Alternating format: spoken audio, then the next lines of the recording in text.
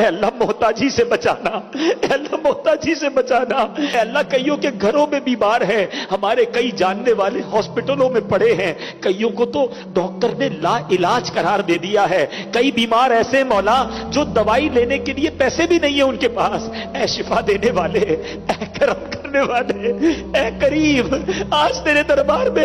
جھولی پھیلائے حاضر ہے، اے اللہ شفا کی خیرات عطا کر دے، ہمارے مریضوں کو اچھا کر دے، ہمارے مریضوں کو اچھا کر دے، پیروں پر کھڑا کر دے، اے کریم جو قرضوں کے بوجھ تلے دب گئے ہیں، قرض لینے والے عزتوں کے در پہ ہیں، اے کریم غیب سے مدد کر،